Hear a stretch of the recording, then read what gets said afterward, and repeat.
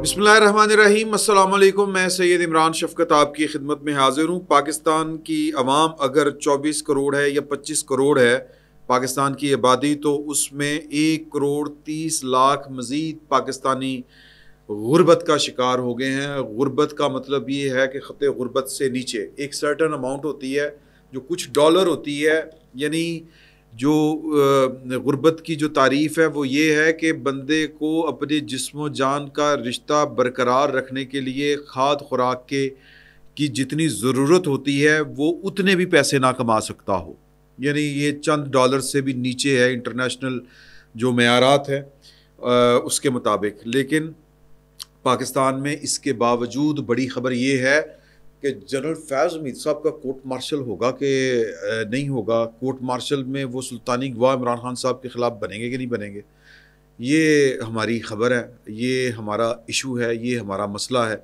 हमारा मसला सबसे बड़ा ये है कि इमरान खान को जेल से बाहर करो।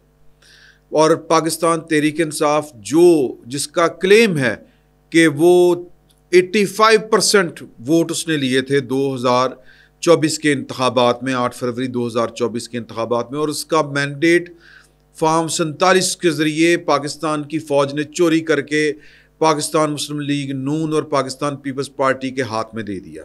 ये क्लेम है जिस जमात का, उस जमात का एक नुकाती एजेंडा है, एक नुकाती एजेंडा, इमरान खान बाहर करो। और यानी कि जिसको कहते हैं ना पर्सन स्पेसिफिक पॉलिटिक्स, एक शख्सियत के गिर्द घूमती हुई सियासत।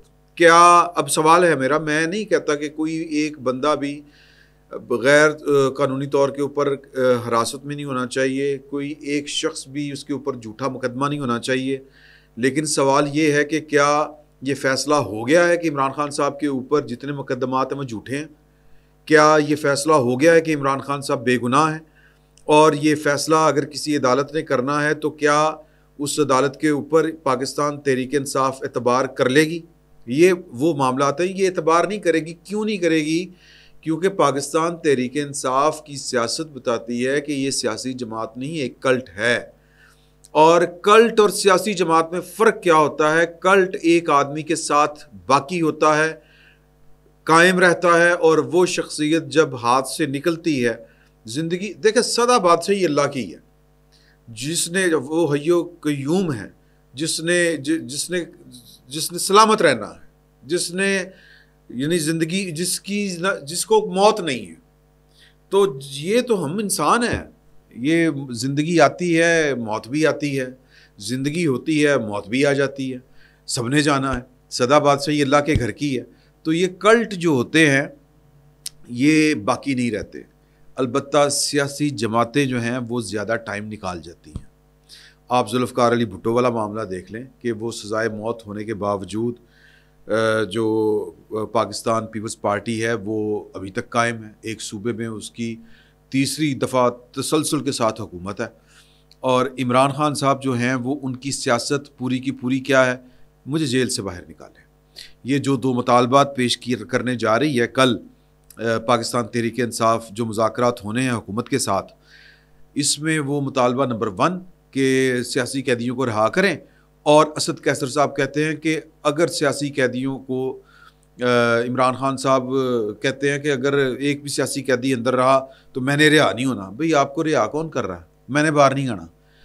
मसला ये है कि इमरान खान साहब की ज़ात और पाकिस्तान तहरीक इंसाफ का पूरे का पूरा चलन वो ये है कि जो ये बात कहते हैं वो ये करते नहीं, और ये जो कहते नहीं हैं वो ज़रूर करते हैं। तो मामला ये है कि पाकिस्तान के हालात ये हैं कि अच्छा, इसकी वजूहात जो हैं वर्ल्ड बैंक की रिपोर्ट है कि 2023 के मुकाबले में 2024 में गुर्बत जो है वो पाकिस्तान में 7% ज़्यादा रही, जो तकरीबन 25.3% है। ये गुर्बत की वजूहात वो बताते हैं कि जी कि 2019 से ऑनवर्ड 2023 तक हमने इसकी रिपोर्ट तैयार की है, माली साल जो है 2019 से 2023 तक। और पाकिस्तान को कोविड का बड़ा झटका लगा, और उसके बाद जो है वो सैलाब आया था पाकिस्तान में, उसका पाकिस्तान को बहुत बड़ा झटका लगा। और इन तबाहकारियों की वजह से पाकिस्तान की जो इकानमी है وہ بڑا اس کو نقصان پہنچا اور اس کا نتیجہ یہ نکلا کہ 1,30,00,000 پاکستانی غربت کا شکار ہو گئے۔ مجھے یاد ہے کہ میں آپ ٹی وی میں تھا، 2018 کی بات میں آپ کو بتا رہا ہوں، اور جو میں اس کو وہاں پر کرنٹ افیئرس کے پروگرامز کو لک آفٹر کیا کرتا تھا، تو ہمارا ایک پروگرام تھا جس میں جناب نصرت جاوید صاحب اور انیک ناجی صاحب شرکت کیا کرتے تھے، اور یعنی یہ دونوں حضرات جو ہیں یہ پروگرام کرتے تھے۔ پروگرام کا میں نام بھول گیا ہوں ویسے بائی دا وے، اچھا چلیں بہرحال، تو جو نصرت جاوید صاحب کے ساتھ کہتے تھے ہم کہ سر کوئی سیاسی بات کریں، تو وہ کہتے تھے کہ یار سیاسی بات کیا کریں کہ جتنا جن جبہہ اس وقت پاکستان کی فوج نے ڈالا ہوا ہے پاکستان کے نظام کو، اور جس طرح کر کے ایک پارٹی کو اوپر لانے کے لیے جو کچھ ہو رہا ہے، تو اس پر سیاسی بات کیا کی جائے۔ لیکن عمران خان صاحب کو لانے والے، یہ میں نصرت جاوید صاحب کی دور اندیشی کو سلام کرتا ہوں۔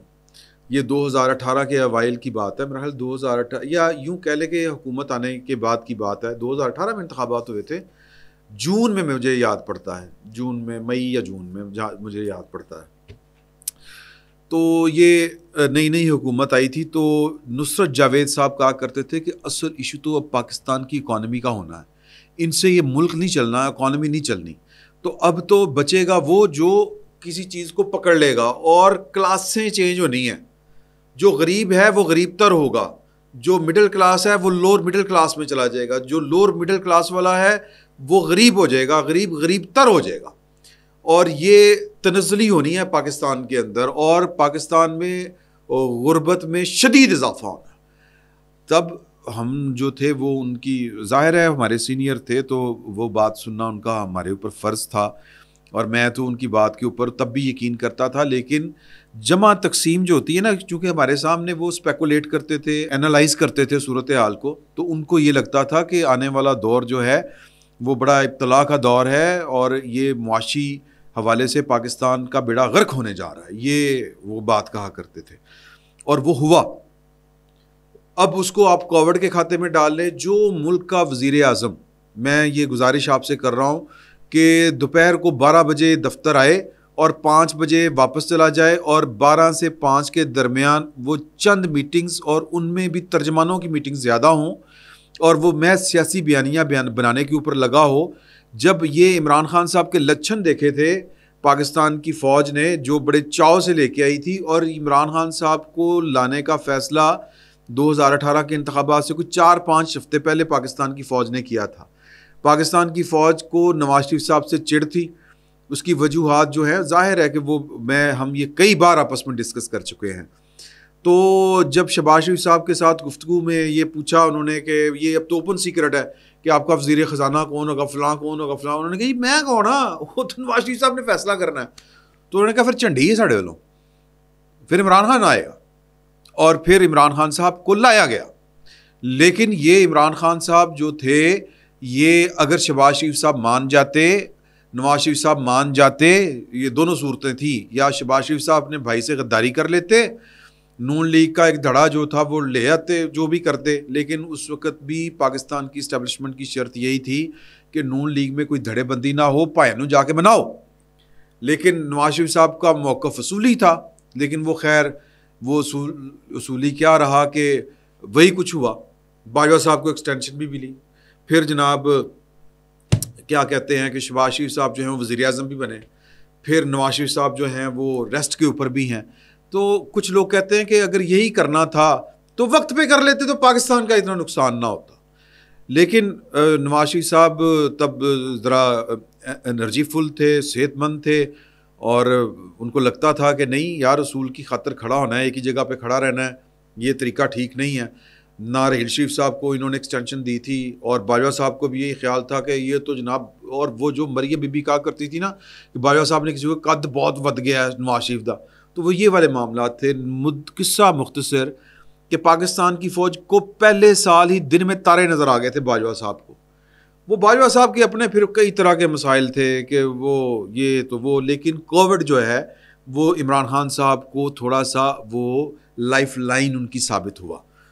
اس وجہ سے ان کے خلاف جو تھا وہ معاملہ ذرا تھوڑا سا دھیرج کا شکار ہوا. ادروائز عمران خان صاحب کو بھی پتہ تھا کہ وہ کتنا سرو کر رہے ہیں اور کتنا وہ چل سکتے ہیں. کابینہ کے اجلاسوں میں وہ کہتے تھے اپنے قریبی لوگوں کو, کچن کیبنٹ کو, کہ یار وہ بس اب تیاری پکڑیں, اب جو ہے نا وہ جنرل باجوہ وہ جناب شہباز شریف کو لے کے آئے گا. اور وجہ وہی تھی کہ نلائکی سب سے بڑی وجہ عمران خان صاحب کی ہے. عمران خان صاحب ہینڈسم بھی ہیں, پاکستان کی فوج کا مقصد بھی پورا ہو رہا تھا, 2 سیاسی جماعتوں سے جان بھی چھوٹ رہی تھی, لیکن عمران خان صاحب کے اندر صلاحیتوں کا فقدان تھا اور عمران خان صاحب کو گورن نہ کرنا آتا تھا. سر جس بندے نے نوکری تک نہ کی ہو, نوکری نہ چلائی ہو زندگی بھر, اور وہ سمجھے کہ میں نے ٹیم چلا لی ہے تو میں جناب یہ ہو جاؤں گا. اور یہ جو شوکت خانم ہے یہ گولڈ سمتھ کمپنی کا ایک کہہ لے پروجیکٹ تھا, یہ عمران خان صاحب کے کھاتے میں اگر آپ نے مقامی طور پر ڈالنا ہے تو پورے کے پورے سسٹم رزاق داؤد بنا کے گئے تھے. یہ ابھی بھی جتنا میکنزم ہے شوکت خانم کا وہ رزاق داؤد کی کمپنی نے بنایا تھا. میں اس مدعے پہ نہیں جا رہا, میں آپ کو بتا رہا ہوں کہ نلائق اعظم تھے, عمران خان صاحب وزیر اعظم نہیں تھے, تو یہ وجہ بنی. تو غربت جو ہے وہ یعنی کووڈ کی بات وہاں سے شروع ہوئی تھی, یہ لائف لائن تھی. بہرحال عمران خان صاحب کی قصہ مختصر کہ پاکستان جو ہے وہ اس کے مسائل کچھ اور ہیں اور پاکستانیوں کے عزائم کچھ اور ہیں. پاکستان کی رولنگ ایلیٹ کا سبجیکٹ اس وقت یہ ہے کہ ہم کون سے عذاب میں پڑ گئے ہیں, اور اس عذاب سے نکلنے کے لیے جو چیز کمپرومائز ہوئی ہے وہ ریاست پاکستان ہے. یا یہ جو عذاب سیڑھا تھا جسے ہم پنجابی میں کہتے ہیں کہ پروجیکٹ عمران خان, وہ سیڑھنا بھی عذاب تھا اور اب اس سے جان چھڑانا بھی ایک عذاب ہے. نتیجے میں کیا کمپرومائز ہو رہا ہے, عام پاکستانی کمپرومائز ہو رہے ہیں. یہ ورلڈ بینک کی رپورٹ ہے, یہ میں نہیں کہہ رہا. یعنی کہ 1,30,00,000 پاکستانی مزید غربت کا شکار ہو گئے. اور ان حالات میں اب تو مجھے یہ لگتا ہے کہ شاید اب حق بجانب ہے پاکستان کی یہ والی مطلب جو حکومت ہے, رولنگ ایلیٹ ہے, کہ یار جب تک اس عذاب سے جان نہیں چھوٹے گی جو عذاب ہمارے گلے پڑ چکا ہوا ہے, تب تک ہم کوئی سر کا کام نہیں کر سکتے.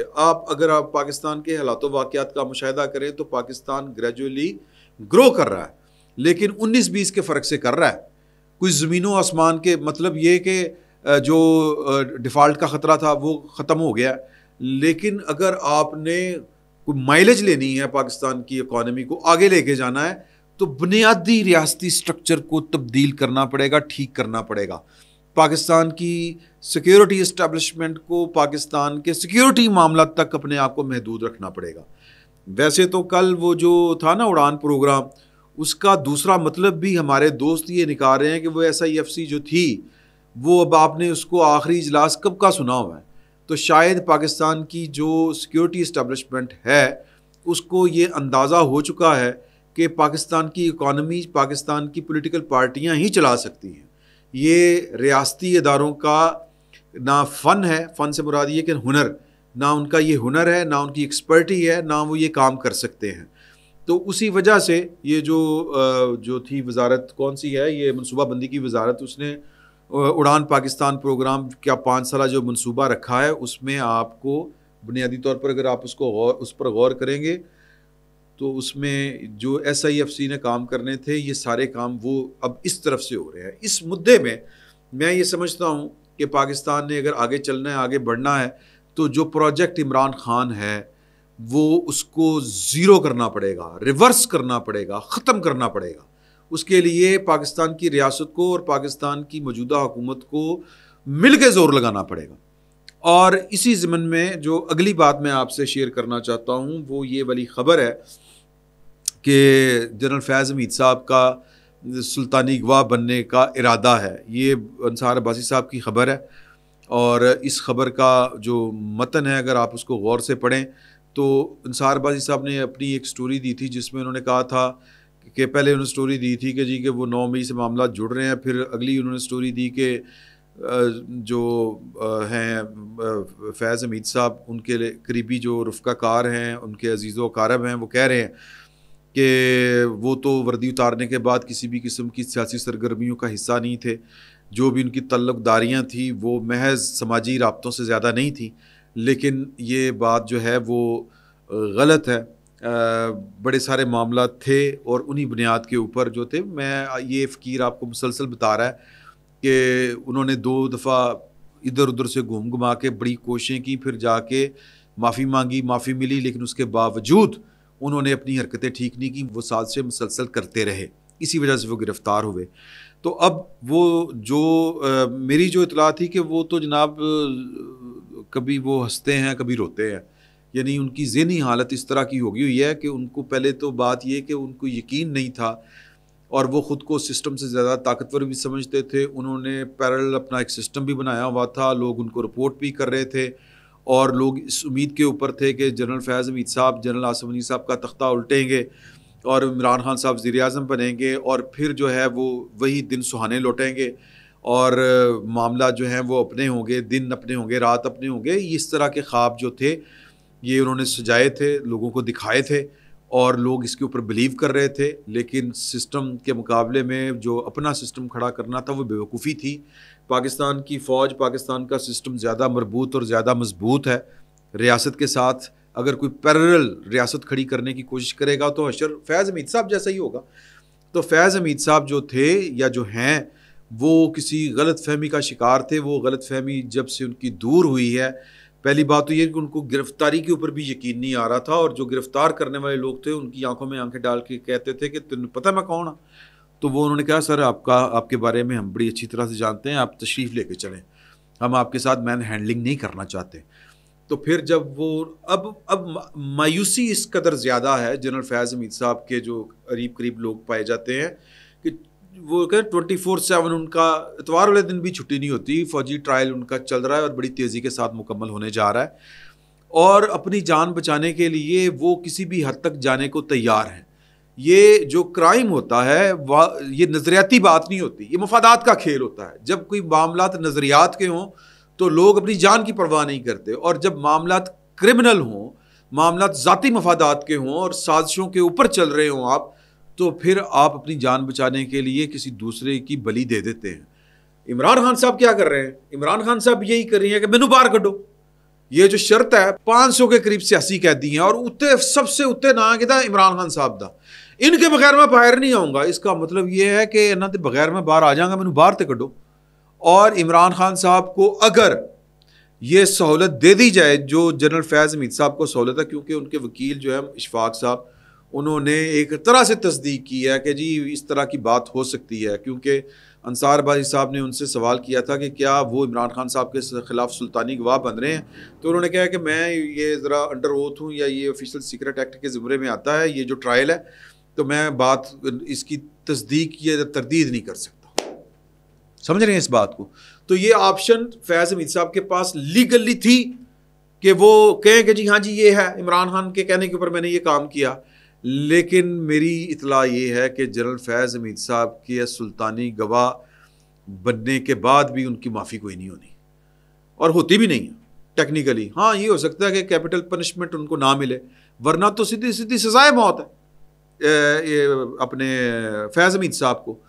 تو فیاض حمید صاحب جو ہیں وہ یوں کر کے تیار ہوں گے عمران خان صاحب کے خلاف سلطانی گواہ بننے کے لیے، اور عمران خان صاحب کو اگر یہ آپشن دی جائے کہ ٹھیک ہے جناب تو آپ کو یہ کلین چٹ ہے، آپ صرف ایک کام کریں کہ جنہوں نے 9 مئی کیا فزیکلی، آپ کہیں کہ جی بالکل غلط کیا، ان کو سزا دیں۔ سر اگر عمران خان صاحب یہ والا بیانیہ نہ بنائیں اور ان کا جو سارے کا سارا کلٹ ہے وہ ان 9 مئی کرنے والوں کو سمیت حسان نیازی کے گالیاں نہ دے، جو چور کی سزا وہ اس فقیر کی سزا، یہ کریں گے، سب کچھ کریں گے، لیکن عمران خان کے پاس یہ آپشن نہیں ہے۔ عمران خان صاحب کو یہ آفر نہیں دی جا رہی۔ عمران خان صاحب کے ساتھ مذاکرات اگر ہونا ہوتے تو جو ان کی کاوش تھی، یا یہ آپشن ہوتی یا آفر ان کو ہوتی، تو ابھی تک عمران خان صاحب باہر ہوتے معاملہ طے کر کے۔ یہ جو جھوٹ آپ کو سناتے اور چلاتے ہیں، یہ اپنی دکانداری چلانے کے لیے آپ کو یہ جھوٹ سناتے ہیں، یا جو لوگ سننا چاہتے ہیں کہ ہمارا مسئلہ یہی نا، ہم وہی بات ہمیں اچھی لگتی ہے جو ہم سننا چاہتے ہیں کہ خان اندر بیٹھا جیت رہا ہے۔ خان صاحب اندر بیٹھے جو ہیں وہ بیڑا غرق ہو گیا ان کا، لیکن نہیں خان اندر بیٹھا جیت گیا ہے۔ یہ جیتنا اخلاقی طور کے اوپر کوئی آج سے 100 سال بعد خان جیت گیا، اور وہ بھی ہماری ذہنی اختراعیں ہوں گی، جیت گیا. کوئی نہیں جیت رہے خان صاحب. اور یہ پاکستان کے جو ریئل ایشوز ہیں ان کی طرف توجہ اسی وقت ہوگی اور تبھی اس کے اوپر جو ہے وہ بڑی تندئی سے کام ہوگا جب فیض حمید سے لے کے عمران خان صاحب تک کی وہ سزائیں ہوں گی. اور پاکستان، اور یہ سن لیں بات، اور پاکستان کی اسٹیبلشمنٹ آئندہ مستقبل میں اس طرح کے تجربات کرنے سے اللہ سے معافی نہیں مانگتی اور قوم سے معافی نہیں مانگتی. تب تک پاکستان کے غریبوں میں اضافہ ہی ہوتا رہے گا. پاکستان کی اکانومی 19-20 کے فرق کے ساتھ ہی چلتی رہے گی. جو ایک فنڈامنٹل چینج ہوتا ہے نا کہ جناب وہ کوریا کیویں گنے چین والے تو جناب وہ حفینچی ہوتے تھے، وہ کنا کے ننگے نے.